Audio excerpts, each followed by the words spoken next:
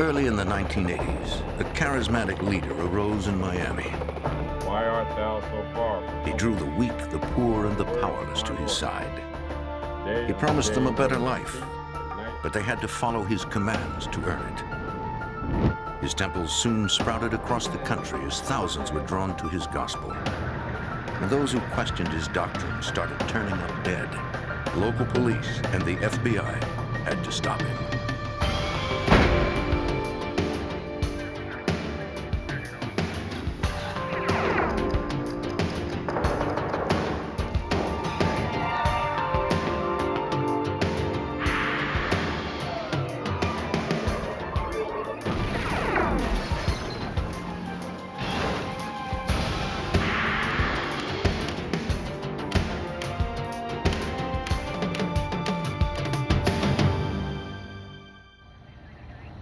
In Miami, the discovery of a mutilated body sent investigators on the trail of a deadly cult. But agents found a wall of silence around the cult's members. Potential witnesses, terrified of reprisals, refused to talk. I'm Jim Kallstrom, former head of the FBI's New York office. It would take a massive operation involving 120 agents in 7 cities to bring down a deranged fanatic who believed he was God.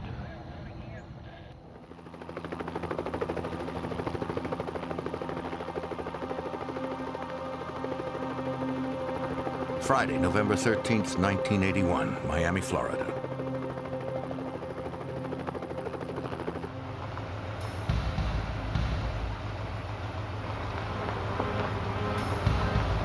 On the outskirts of the city, a construction foreman was checking his work site.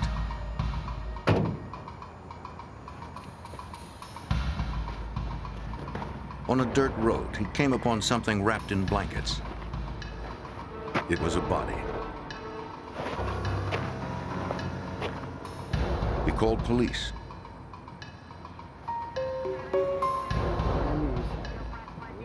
Detectives from Miami-Dade responded. The foreman said he hadn't seen the body when he passed by earlier that morning. What's happening? Got a problem here. The body must have been laid there recently. What? No head. Not yet. The detectives inspected the remains. It was an African-American male. He had been decapitated. Detectives found only a set of keys on the victim. There was no wallet or identification. No, we just... 4 feet away, detectives found the victim's head wrapped in sheets. How far do you think it's worth? His fingerprints were taken in the hopes that they might help identify the man. Decapitations are rare, usually performed to hide a murder victim's identity. According to Detective John King, that wasn't the motive here. There was no attempt to hide or prevent identification because they left the head actually on the scene. Usually if you're going to try to prevent an identification from being made, you would take other body parts such as the hands or the head also. It seems like it was more ritualistic than anything else, how he was killed. The victim's face was badly damaged. Visual identification would be difficult. And unless the man's fingerprints were on record, investigators would have no way of identifying him from his prints. Perhaps the autopsy could tell them more.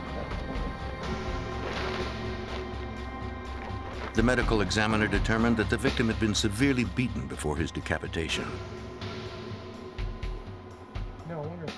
His nose was bloodied, his teeth were broken, and his eyes were swollen shut.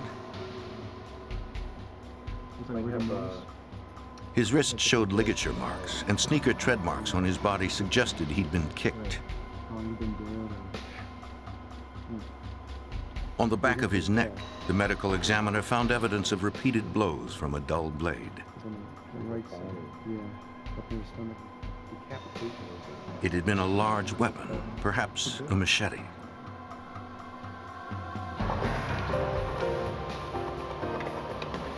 Comparing the victim's fingerprints wouldn't be easy. In 1981, the database wasn't computerized. You gotta take a look. Features of the print had to be compared manually against thousands in arrest files. Eventually, one investigator hit the mark. The victim's name was Aston Green, age 25. All right. He had been arrested a month earlier for a misdemeanor driving charge in Fort Lauderdale. Yeah, we got a match. They found no history of violent crime. 510. Detectives went to Aston Green's last known address, his mother's house. With this crime, okay? My son? Yes, ma'am. Can you maybe help us out by telling us when After the last time you informing seen Mrs. Green of her son's death, detectives asked her about I can't Aston. tell you right now because it's an ongoing investigation. She said her son had recently turned to religion. We need to ask you a couple questions. He seemed very serious about it. She'd last seen him 2 weeks earlier. She'd prepared a vegetarian meal for him in accordance with his new religious beliefs. So tell me what's going on with you? What are you doing? They talked about his conversion. He explained he was a Hebrew Israelite, a Yahweh. She told investigators that his son was committed to his Yahweh beliefs. That's when we first heard the word Yahweh. I had no idea what the Yahweh was all about. I never heard the name before, knew nothing about them. I don't know, but Aston Green's mother didn't know his new address, though she did have a phone number. I know it's a bad time. this is the number that he gave me the last time I saw him. She said he had a housemate but didn't know his name. Information that you can have that might help. From the phone number, detectives determined Green's new address, about 12 miles from downtown Miami. Due to the violent nature of the murder, they called for backup before approaching the house. No one answered. Dade County Police, open up! Perhaps Green's housemate had been harmed too. Detectives decided to enter the house. The key they found in Green's pocket fit the lock. Dade County Police! We entered the house thinking that hopefully we wouldn't find any other bodies, but we went in to check it out. We found a number of items of a religious nature, textbooks, workbooks, a lot of literature. It turned out that it was from the Hebrew Israelite religion. There was no sign of the housemate.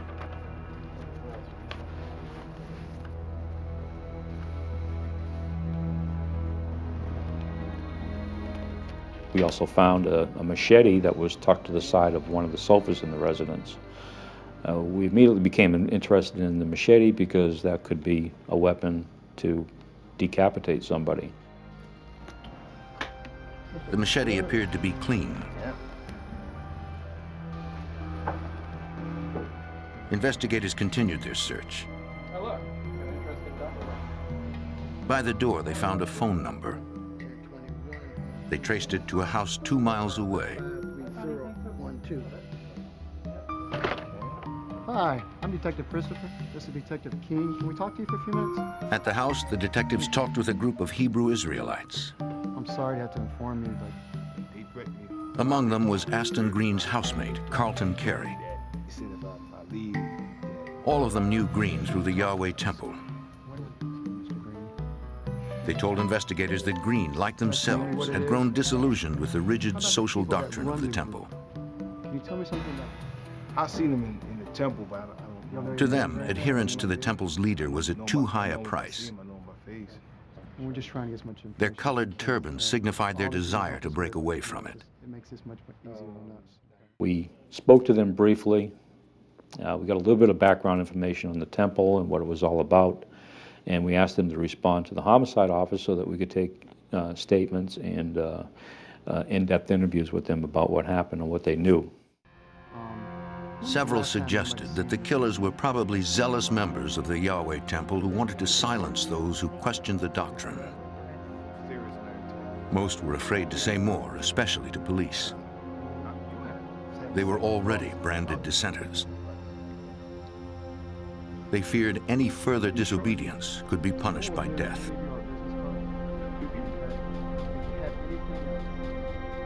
Well, all the people that we spoke to perceived a great deal of danger because of threats that had been made to them, both on the phone and by word of mouth from other members that were still in the organization. They were concerned for their safety, and the death of Ashton Green certainly confirmed this. The next day, Green's housemates came to the police station to talk. Despite the threat, Carlton Carey and his wife wanted to help. His wife was interviewed in a separate room at the station. Carey said that he and Green had embraced the temple until recently, when its leader, Hulon Mitchell, started calling himself the true Messiah. The charismatic leader of the temple, Hulon Mitchell, believed that blacks were descended from the lost Hebrew tribe of Judah. As followers of Mitchell, members abandoned their given names. They took a biblical first name and adopted the last name of Israel. Mitchell did not allow dissent among his followers. Mitchell eventually changed his name to Yahweh ben Yahweh, which means God, Son of God. In fact, during the interview we had with him, he referred to Hulon as not the Messiah, but a crook and a swindler, which was his characterization of Hulon Mitchell at that time. Carey still had reservations about talking to police. Detectives offered to escort him home. Gentlemen, a ride home? Fine. All right. He declined, opting to leave with his wife alone. When they left the homicide office that night, they didn't want to be escorted because any police being with them would be further attraction to anybody that saw them, and they were concerned about being seen with anybody. They didn't want us to escort them home.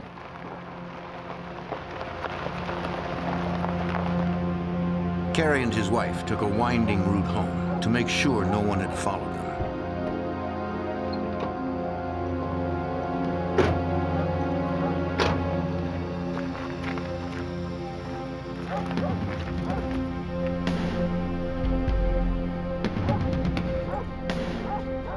They never suspected someone to be waiting inside.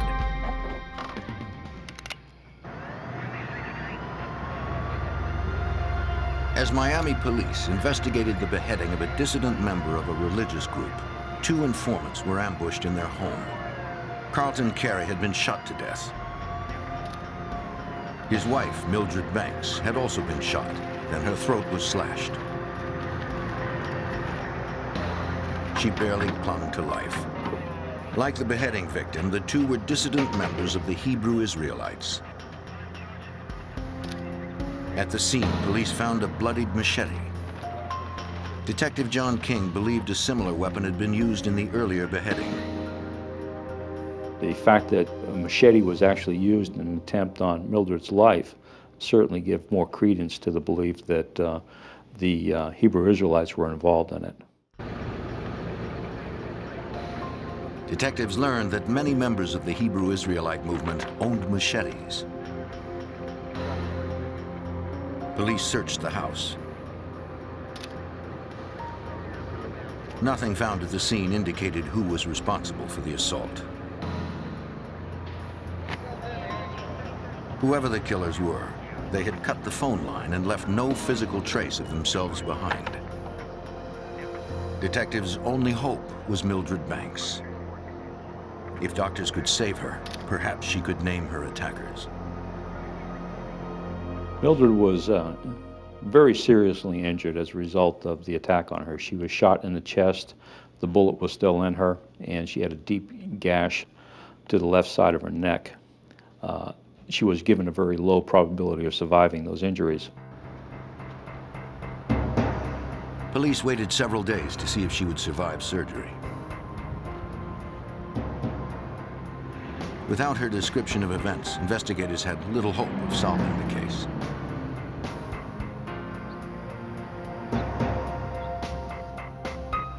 Mildred Banks pulled through. When she was conscious, investigators visited her in the recovery room.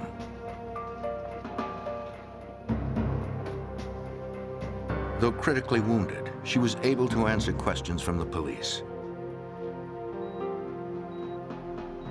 She said that she and her husband had driven by their house several times to be sure no one had followed them. They saw no one, so they went inside.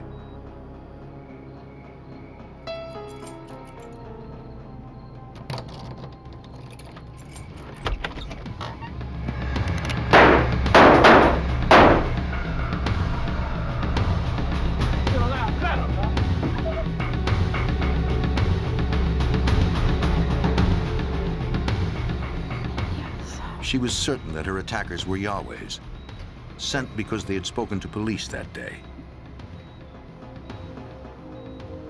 She never saw their faces. We were concerned that they may actually make an attempt on her at the hospital, so we posted 2 police officers at all times with her throughout her stay at the hospital. They were there 24 hours a day, 7 days a week, for approximately 1 month. The message of this most recent attack was clear to dissenting members of the Yahweh Temple. Those who spoke out or cooperated with police would suffer reprisals. After the homicide of Carlton Carey, we were not able to locate any of the former members that had split from the temple. They had fled in different directions. They became scared and they just left. Detective King needed to learn more about the Yahweh organization. He and his partner visited its Miami temple. We tried interviewing people and we really got nowhere. Every time we spoke to somebody, it was praise Yahweh or, see the public information office at the temple. Through a spokesperson, Hulon Mitchell, the Yahweh leader, claimed to know nothing about the murders and offered no help. Suspecting he knew more, investigators began surveillance on the Yahweh enterprise. The surveillance was sort of a constant rolling type surveillance where you drive by, write down some tag numbers, but to actually sit off and watch the place, it was impossible because at all times there were guards standing outside the temple watching the front door. Detectives did learn that the Yahweh organization was extensive. In Florida and in 13 other states, the Yahweh's owned real estate, buses, and vehicles that the leader claimed totaled nearly $50 million. Some said membership topped 12,000 in Florida alone. Most of these people are hard-working professionals that really didn't believe in a lot of what Hulon Mitchell was teaching. Certainly they were not racist to the level that he was, and they were not believing much of what he was telling them about him being the Messiah. They did, however, believe much of what the religion itself taught, surrounding Judaism and the Muslim religion. Since the Yahweh organization spanned several states, the FBI began investigating. Supervisory Special Agent Herbert Cousins was assigned as case agent.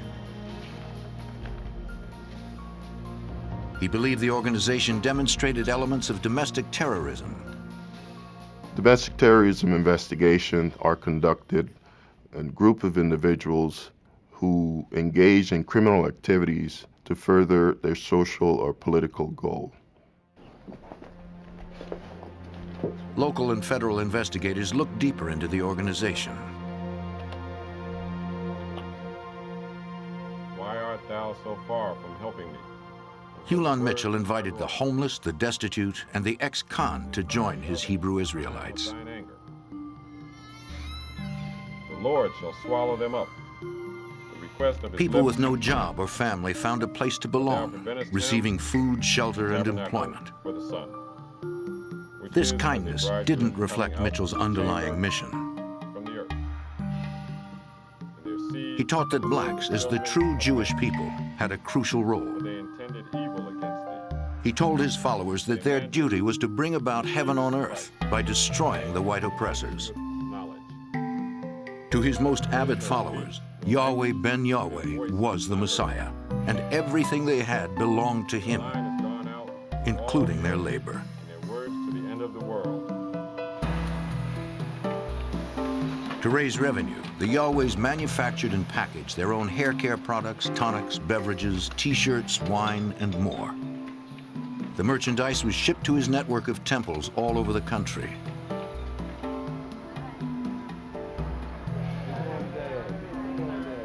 Yahweh required his members to reach certain income goals for their temple by selling these wares. In turn, the temple fed and sheltered them, and even educated their children. Despite the allegations of violence and his thinly veiled message of hate, Mitchell's temple continued to prosper and spread. According to Assistant U.S. Attorney Richard Scruggs, the general public was unclear about Mitchell's true intentions. The Yahwehs in the early 80s had been amassing power and property, and they had a kind of a dual reputation. People saw them as a somewhat scary group that they knew were preaching hatred and violence, but at the same time, they outwardly appeared to be quiet, well-behaved, mannered, and they would go in and buy these properties in distressed neighborhoods and actually clean them up. Not everyone welcomed their presence in the neighborhood. In May 1986, people in Delray, Florida, drove them out. At around 2 a.m. the same night, the neighborhood was firebombed. The fire destroyed the entire block and injured 1 adult and 3 children, including a 9-month-old infant. Police suspected Yahweh members were responsible.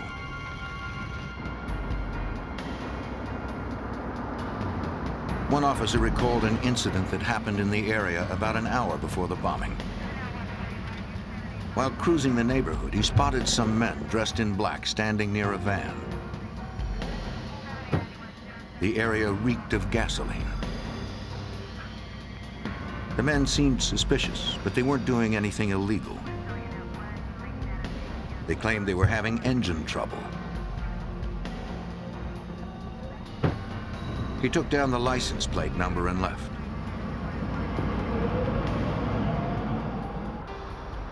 Police determined that the van was registered to an elder at the Yahweh Temple. Hulon Mitchell denied any involvement in the firebombing attack. One of his followers was more cooperative. We were able to develop an informant who actually walked into the FBI, who provided information regarding the group. The informant confirmed investigators' suspicions that Mitchell's henchmen were responsible for the firebombing. But he had no direct evidence. He then gave agents information about another crime. He confessed that he had participated in the slaying of Aston Green, the man found beheaded on a dirt road. He said that the dead man had been considered a threat since he openly questioned Hulon Mitchell's authority. Green was abducted from the temple and severely beaten.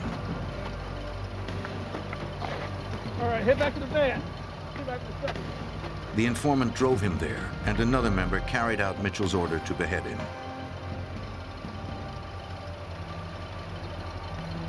All right, let's go, let's go! Get out of here, let's go! Why should we believe? The information was crucial but limited. Investigators still had no physical evidence tying Hulon Mitchell to Green's murder.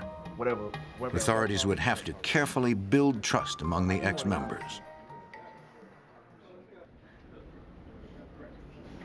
Detective John King re-interviewed Mildred Banks, the woman who had been ambushed in her home.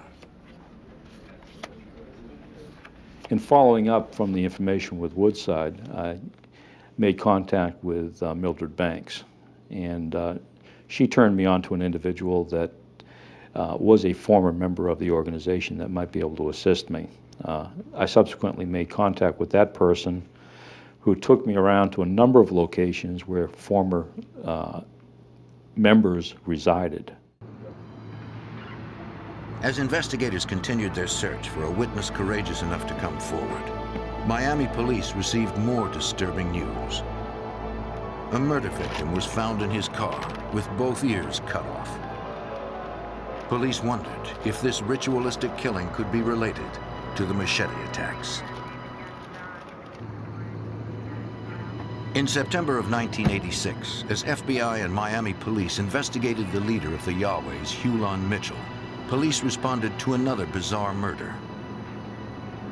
61-year-old Raymond Kelly was found stabbed to death in his vehicle. Both ears had been severed.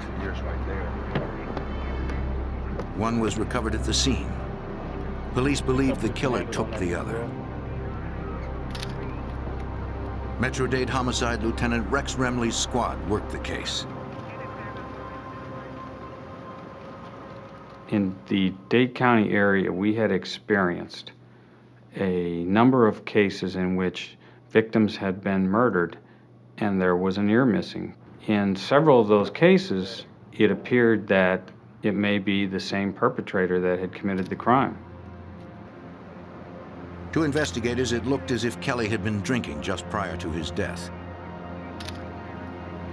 Detectives collected several sets of prints from the vehicle. But what investigators found missing from the car held greater importance. According to the victim's wife, he always kept a .38 revolver in his glove compartment. Now it was gone.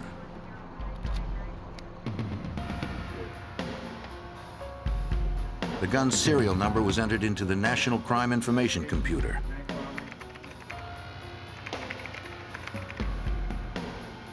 If the gun turned up anywhere in the country, Miami-Dade police would be notified. Weeks later, police in Opelika, a suburb of Miami, responded to emergency calls from residents of an apartment complex. It was an apartment complex that had recently been taken under siege, for lack of a better term, by the Yahwehs. Tenants who lived there called it the Dirt Road Apartments. A low-income housing project, some local residents considered it an eyesore. Many were delighted when the Yahweh leader Hulon Mitchell bought the property. Dirt Road residents were not.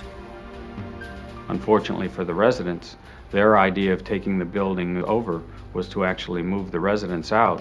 And sometimes, according to the residents, that was by force, where the Yahwehs would actually come into their apartments and remove furniture and belongings while the people objected but had no real way to stop these individuals.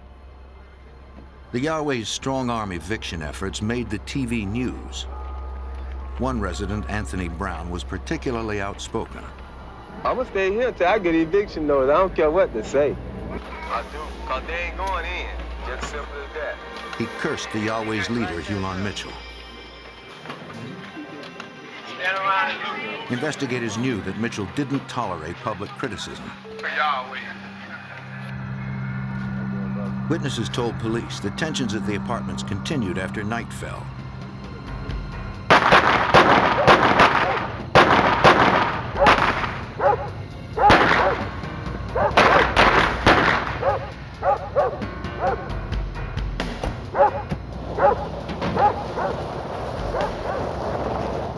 That evening, violence erupted and 2 men were killed.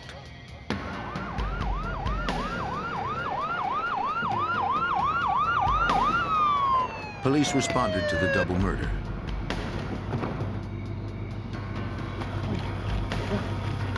They chased one of 2 suspects in the shooting. Get your hands up! A canine unit tracked down the man.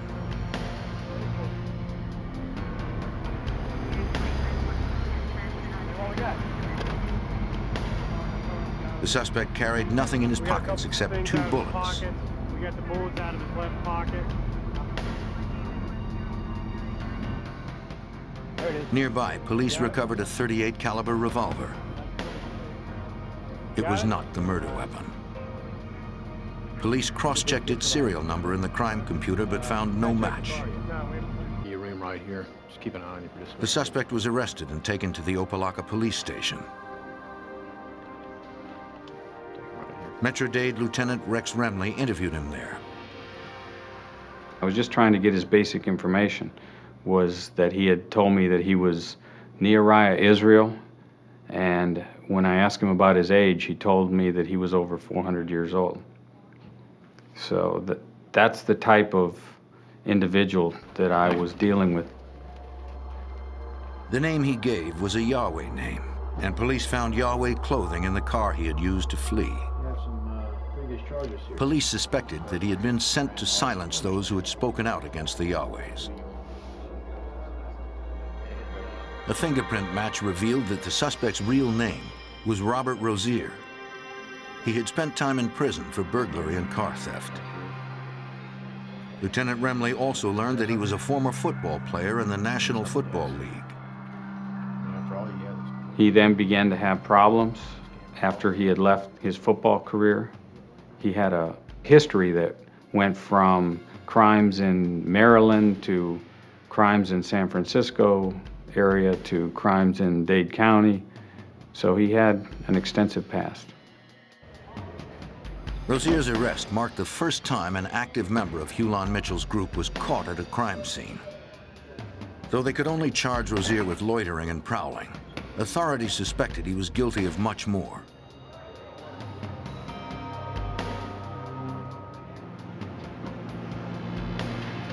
Miami police looked for more information from residents who lived nearby the complex.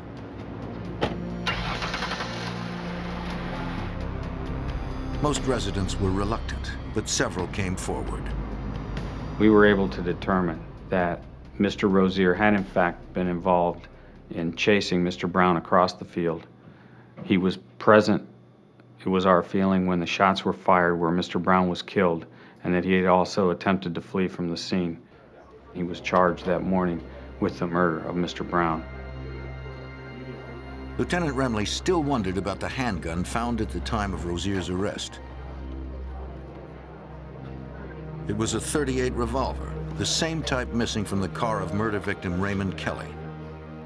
Though a computer check failed to match the guns, Lieutenant Remley pulled Raymond Kelly's file just to be sure. There had to be more of a story to this gun. And I finally found the documents that had been provided by the family that showed the serial number of this gun. When I checked it, I was amazed to see that it was the exact same gun that we had impounded at Opelika that night.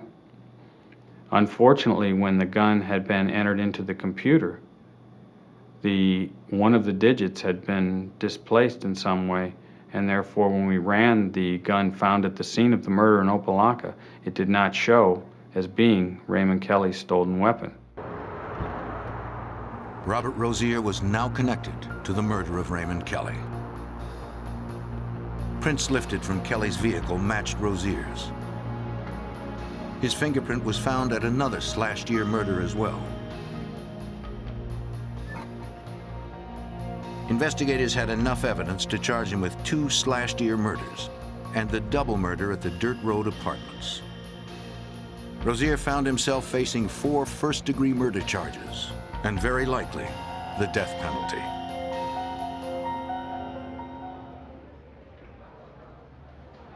As Miami investigators tried to close in on Yahweh leader Hulon Mitchell, they arrested a man suspected of being one of Mitchell's enforcers.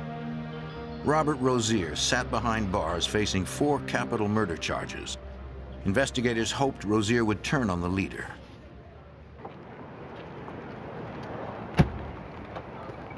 The Yahwehs and their organization became the target of public scrutiny.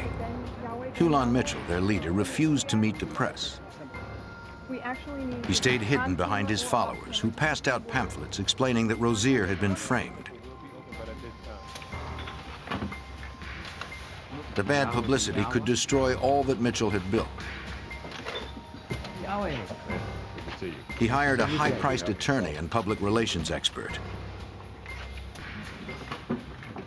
It was Mitchell's first step in creating a new image for his organization. Quickly as possible. What the hell do you want? I'm here to help you. Mitchell offered the attorney's legal help to Rozier. Make this mess go away. Rozier quickly realized that the attorney was there to protect the interests of Hulan Mitchell, not Rozier's. Just talk to me. Yeah. But Rozier still refused to turn on the leader of the Yahwehs. Roll 5. Lieutenant Rex Remley recalls that the media attention prompted other insiders to talk. The media brought out different stories about people that had been inside the organization who wanted to speak about what had occurred. And it also brought other people to law enforcement who, for maybe the first time, realized that there was a significant reason at this point that people were being killed, and it was time to come forward and tell what you knew. Right. Investigators got a call from Oklahoma. One of Hulan Mitchell's relatives wanted to talk. She told them she'd witnessed a martial arts expert from New Orleans beaten to death by Yahwehs in 1983. She said Mitchell had ordered the beating. The young man's name was Leonard Dupree. Dupree was killed because Hulan Mitchell believed the man had been disrespectful. You're telling me he changed his name.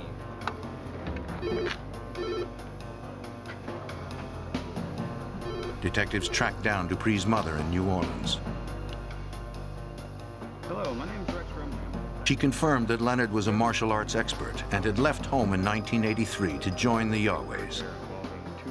But without a body or other evidence, investigators couldn't arrest Mitchell. While investigators were learning about Hulan Mitchell's dark secrets, he was opening his temple to the public. Water coolers down the hall. Okay. And you're off. To improve its image, Mitchell encouraged the most avid followers to take work in the community at large. But one avid member was beginning to change his mind about the leader he had followed so closely. For weeks, Robert Rozier sat behind bars, watching Hulan Mitchell distance himself further and further from the murder suspect. Then, in June of 1987, Mitchell formally excommunicated Robert Rozier on live TV. With the symbolic stroke of a marker, Mitchell had separated himself from Rozier permanently.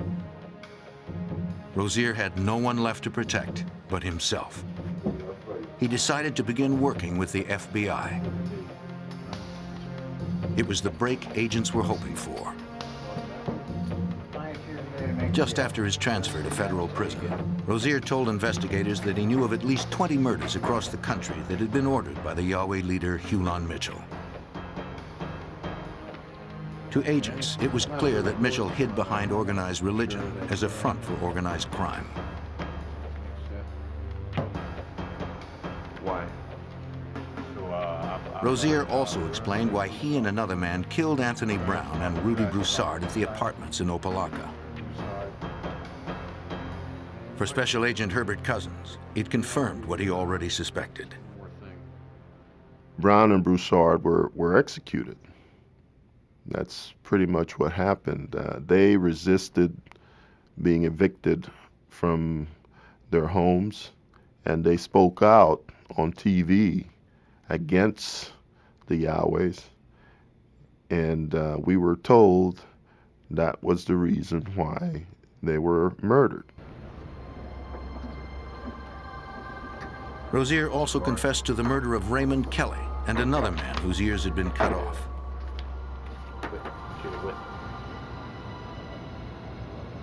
Rozier told agents that the Yahweh leader directed him to kill as many white devils as possible and to return with an ear as proof.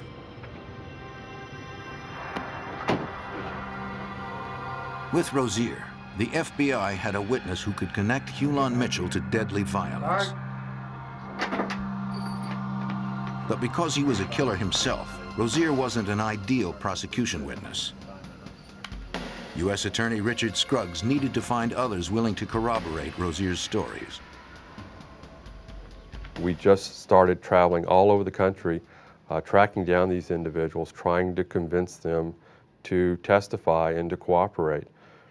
One of the questions that we would get early on from the witnesses or from the prospective witnesses was, will I be at risk if I testify? Will something happen to me? Am I likely to get killed?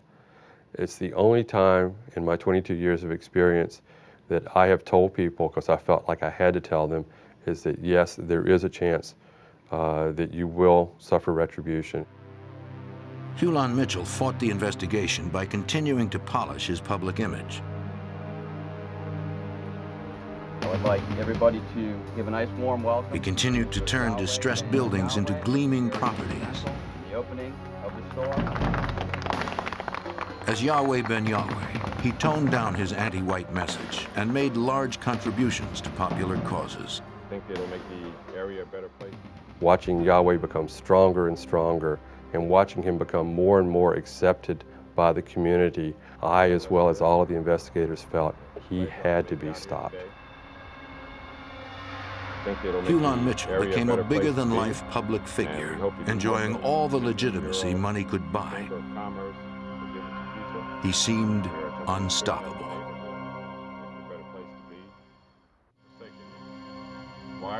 After almost a decade of investigation, the FBI still lacked enough evidence to arrest self-proclaimed Messiah, Hulan Mitchell. Intimidation and murder had silenced most who dared to speak out against him. Assistant U.S. Attorney Richard Scruggs had a difficult time persuading members to overcome their fear. I prayed with people, I begged people, I cajoled people, I urged them to do the moral thing, I urged them to do the ethical thing, I urged them to fight a false religion, and basically used every means I had available to me to convince people to cooperate. Those bold enough to stand up against Hulan Mitchell, the man who called himself the Son of God, were placed under witness protection. Do hereby proclaim Sunday, October 2nd, 1990, as Yahweh Ben Yahweh Day. As Mitchell continued to thwart the investigation privately, publicly, his legitimacy grew as Yahweh Ben Yahweh. He's having photo op sessions with the mayor. The mayor proclaimed Yahweh Ben Yahweh Day, and there are banners on the streets saying, proclaiming Yahweh Ben Yahweh Day.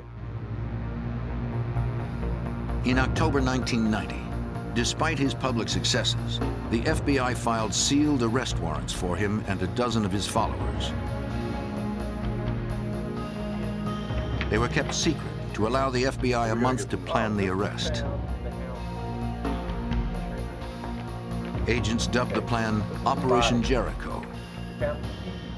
Special Agent Herbert Cousins knew it would be dangerous to take Yahweh Ben Yahweh in Miami, since he was at the height of his popularity there. The main issue for law enforcement was safety. The safety of the individuals, the law enforcement members involved in the arrest, and also the safety of innocent individuals and the safety of Yahweh members, including Yahweh Ben Yahweh. Fortunately, Mitchell and others named in the indictment were scheduled to embark on a multi-city tour. Yahweh Ben Yahweh's first stop would be in New Orleans. The main arrest team would seize him at his hotel. Once he was in custody, teams in 6 other cities would capture his henchmen across the South. There were a number of arrest teams in different cities, several cities: Atlanta, North Carolina, New Orleans, Miami. I was sent to New Orleans to assist the New Orleans division with the arrest of Yahweh Ben Yahweh. On November 6, 1990, Hulan Mitchell arrived at the Monteleone Hotel in New Orleans. The FBI was already there.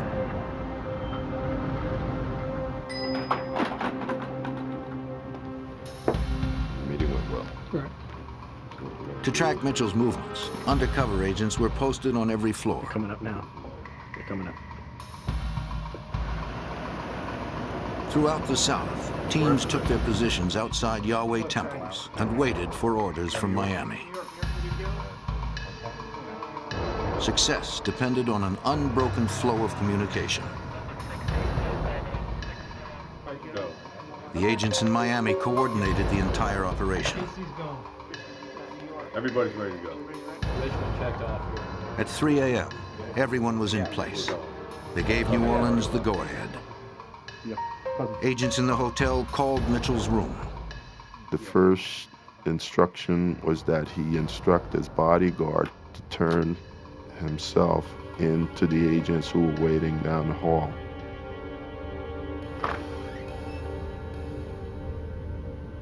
Here comes the bodyguard.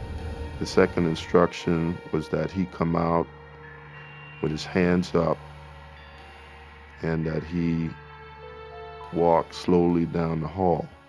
Let's go. Let's go. Let's go. Let's go. Agents didn't know if Mitchell or his bodyguards were carrying weapons. Let me see your hands. Finally, their main suspect emerged. Hands on your head. And on your knees. They sent word to Miami. You're under arrest. Mitchell was captured. Commit murder. Go. You gotta go. The other teams swarmed in, arresting the criminal members of Mitchell's temple. Get down! Down! Get out of here! Next passenger! Open the side door! Step to the rear of the van! In a matter of minutes, scores of agents mobilized to capture a dozen suspects across hundreds of miles. Make up, form a line. Stand beside each other. No one was hurt. We accomplished our goal. We arrested as many individuals as we could identify during the operation, and that's why I believe it was very successful. Hulan Mitchell was charged with extortion, conspiracy, and murder in aid of racketeering. Prosecutor Scruggs believed he was still dangerous. We found out that there was actually a hit team of 5 individuals who were stalking us, trying to find out where we were so that they could kill us upon the orders of Yahweh ben Yahweh. At trial, his intimidation even penetrated the jury. We knew there were serious problems. We knew people were scared. Several jurors actually got dismissed prior to deliberations because they were scared to go back and deliberate. Perhaps it was fear that caused what prosecutors considered only a partial victory.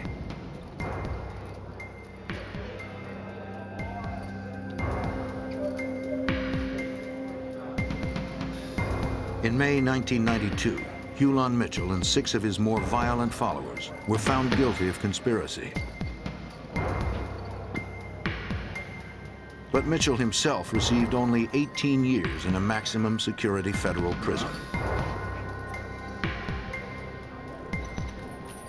It had been a difficult case for investigators. He found a successful philosophy that people would flock to and actually start joining and pledge their allegiance to him. And I think the more power he obtained, the more influence he obtained over his followers, that he ultimately lost control of himself. And he believed in his own mind he could do anything, even order life and death. Hulan Mitchell is locked away, his murderous actions halted by those who saw through his false gospel.